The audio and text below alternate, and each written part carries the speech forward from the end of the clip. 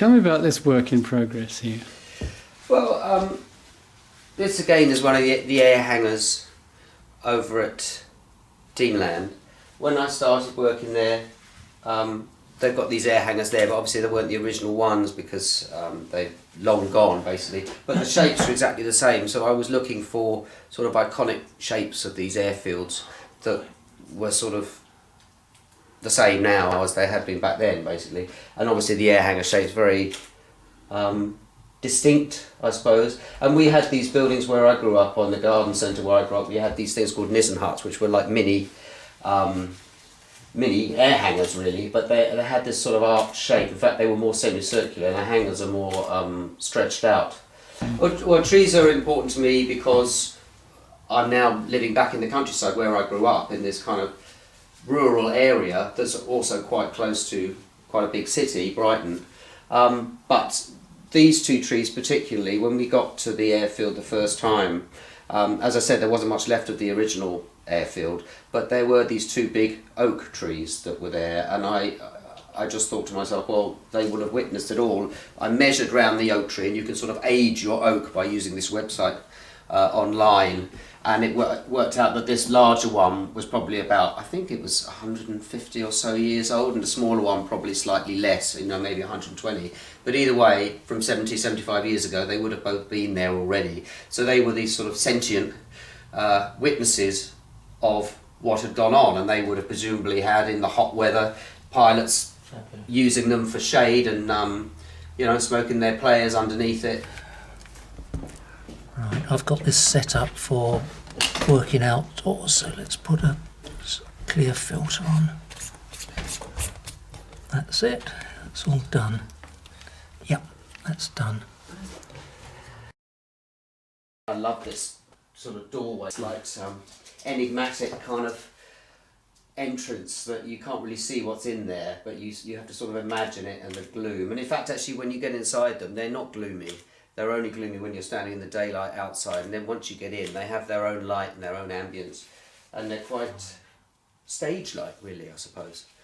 I did some paintings as well, and some etchings, looking from sort of standing inside here and looking out, so you get this sort of proscenium arch framing the painting. So I think I suppose this doorway somehow is probably what this is all about.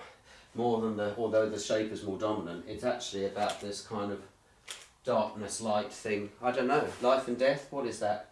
Not up to me to say really, but I suppose that's what interests me in it. Yeah. Tell me about the hatched area in the foreground there.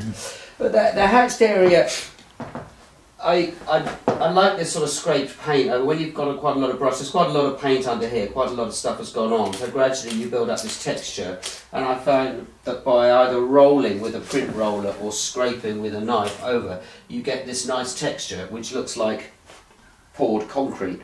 And of course all the, well not all, but a lot of the original standings and places where the planes came to rest, refuelling areas, were done in this poured concrete. And so you always got these mottled areas really.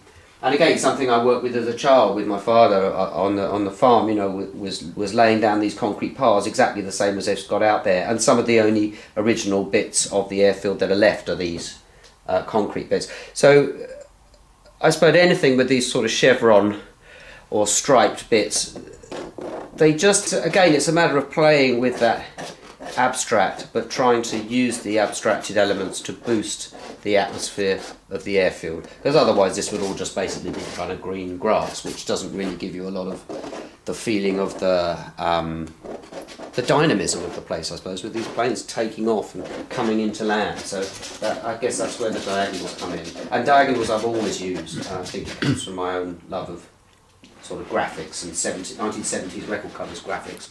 Always use a lot of diagonals to get that feeling of drama into quite a small space, sort of 12 by 12 inch space. So it's something I think I've carried with me really.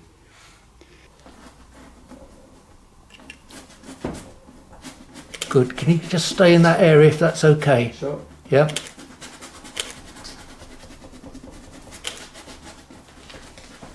I know it's not going to feel very natural. Right. Let me just get focused up. Okay. That's better.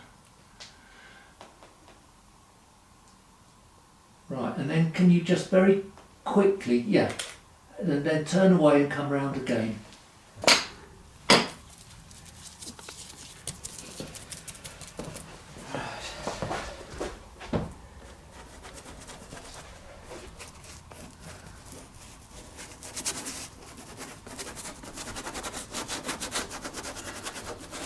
Talk about transformed, where we were a few minutes ago. Yeah. Well.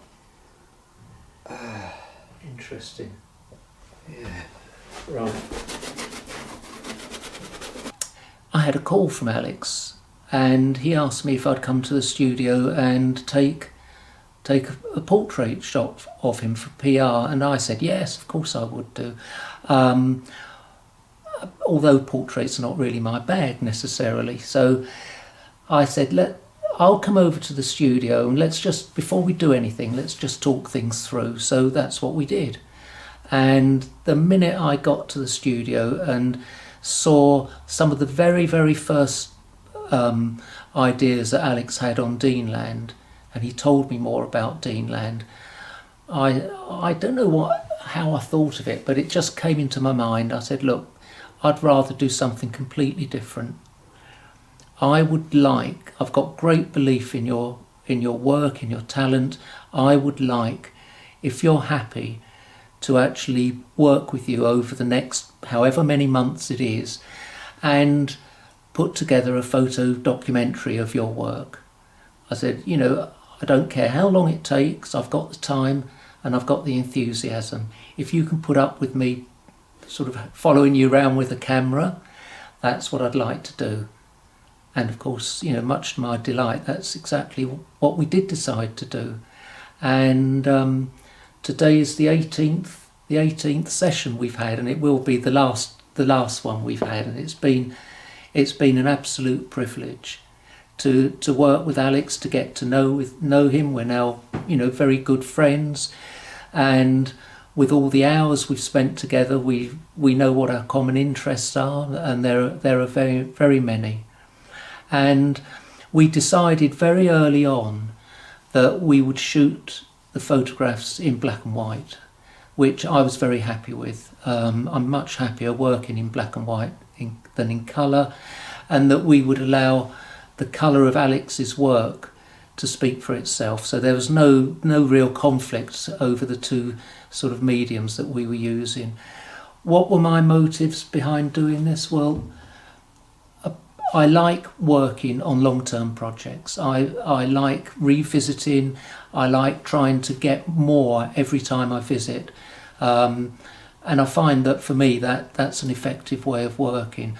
But most importantly was that I have a great belief in Alex and his talent, and I wanted to create, if you like, a small archive of Alex putting this project together, because when it's done, it's done. It's never going to be done again, and I wanted to capture that for the future as well as for the present. And I wasn't sure what we would get from it, but as the project continued, I could see there was going to be a sufficient body of work, and I decided to create a book.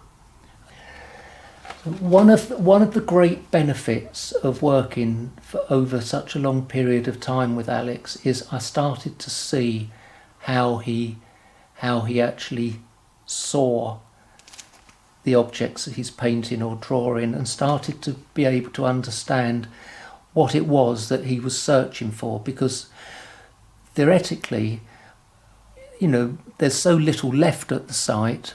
How are you going to put together a major project? Well, I understand now how he's done that, and it's influenced the way that I've approached the photographs that I've taken.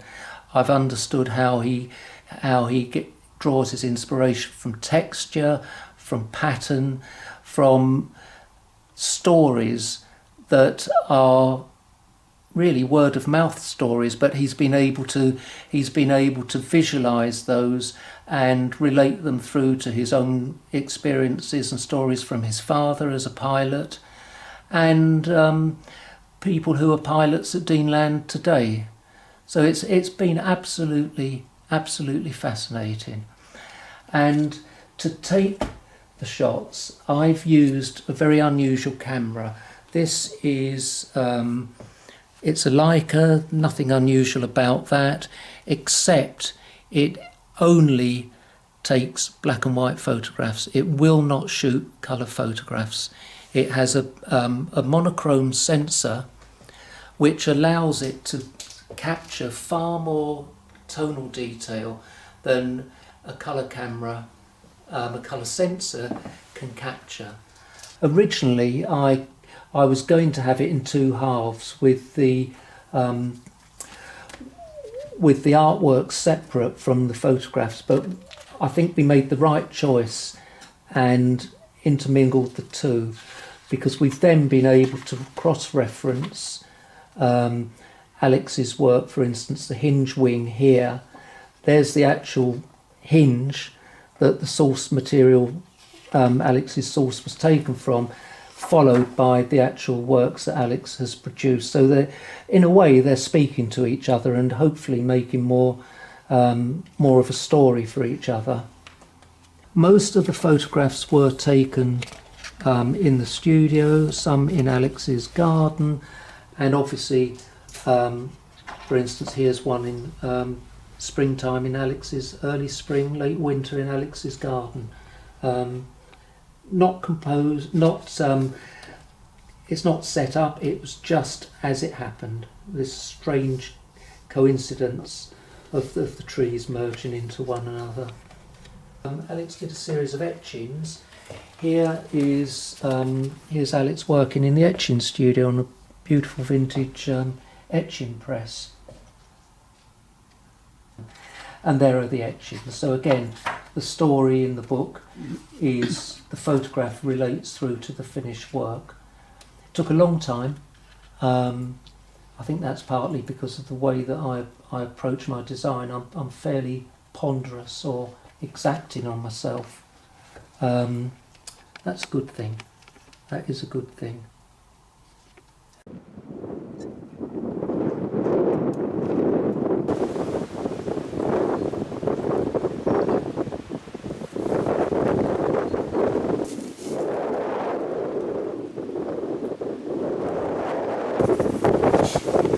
Right. That's it, I'm out of charcoal. Only bought 2 bits.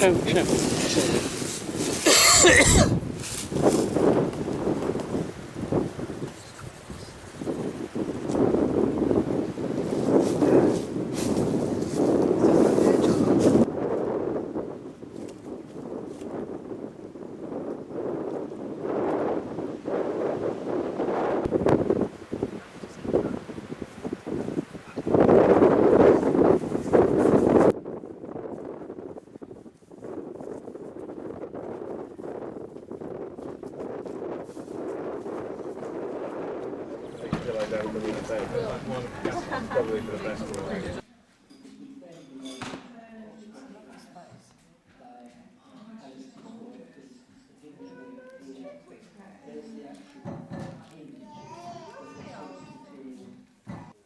And to take shots, I've used a very unusual camera.